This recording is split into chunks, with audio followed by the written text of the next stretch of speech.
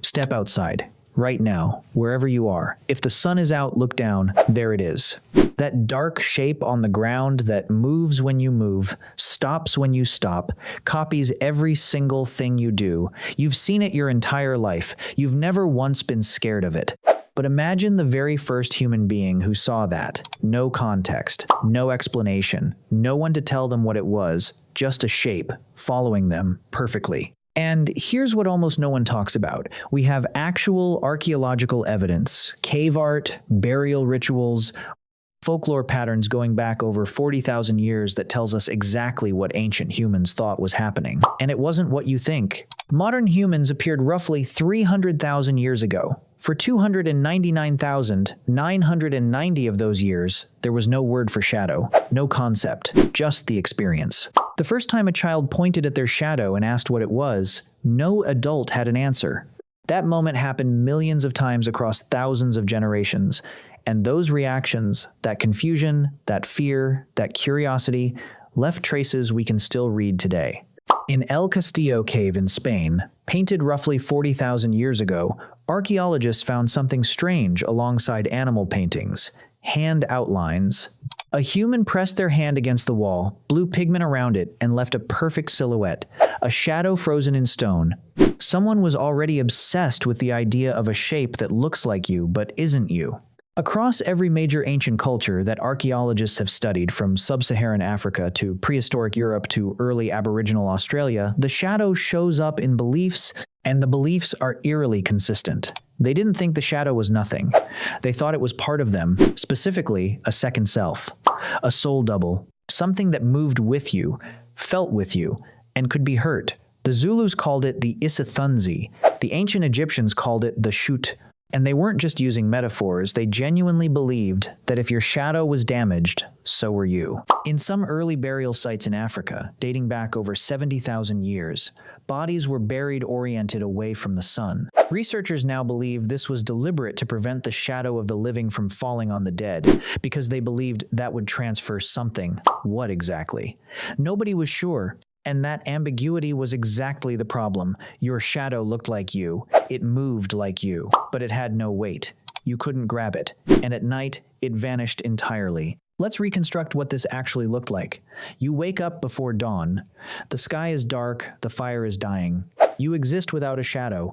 You are just yourself. Then the sun rises, and suddenly there's another shape beside you. It grows as the sun climbs. By midday, it almost disappears beneath your feet. By evening, it's enormous, stretching out ahead of you into the trees. Then total darkness, and it's gone again. Every single day, for your entire life. No one ever explained it. No one could, so you explained it yourself. Maybe it's a spirit that attaches to you at birth. Maybe it knows things you don't. Maybe it's the part of you that travels to the land of the dead when you sleep. These weren't wild superstitions. These were rational conclusions from people with sharp, curious minds and zero scientific framework. They were doing exactly what humans do, looking at something they didn't understand and building a story that made sense of it. Here's what makes this genuinely strange. In 2010, anthropologist Pascal Boyer published a cross-cultural analysis of shadow beliefs from 47 different ancient cultures that had zero contact with each other. On opposite sides of the planet, with no shared language, no trade routes, no communication whatsoever, they had landed on the same idea. The shadow was a second self that could be lost. If you lost it, you lost something essential. Boyer argued this wasn't coincidence. He argued it was a feature of human cognition. Our brains are pattern recognition machines, and they're specifically wired to detect things that look like agents, things that move intentionally. A shadow moves exactly like an agent. It follows you, it mimics you. And because it does those things, the brain almost automatically assigns it intention, not by choice, not as a cultural decision, as a reflex. The same reflex that made you nervous watching a horror movie last week is the same one that made your ancestor think their shadow was something alive. You didn't outgrow that instinct. You just built a word for shadow. We gave shadows a scientific explanation. We know it's the absence of light caused by an opaque object blocking a source. We learned this in school. We said it. We moved on. But ancient humans sat with the question for 300,000 years. They built myths around it. They buried their dead to protect them from it. They created art that captured the idea of a body without weight, a shape without substance. They spent real time thinking about what it meant to have a copy of yourself that you couldn't control. And maybe they were onto something.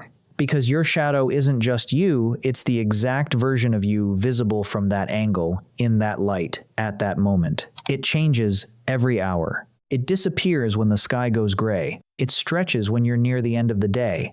Ancient humans looked at that and thought, there is something about existence that is not fixed. That the self is not one solid, stable thing. We look at our shadow and see nothing. They looked at theirs and saw everything they didn't understand about being alive. The question isn't what ancient humans thought about their shadow. The question is why we stopped thinking about it at all.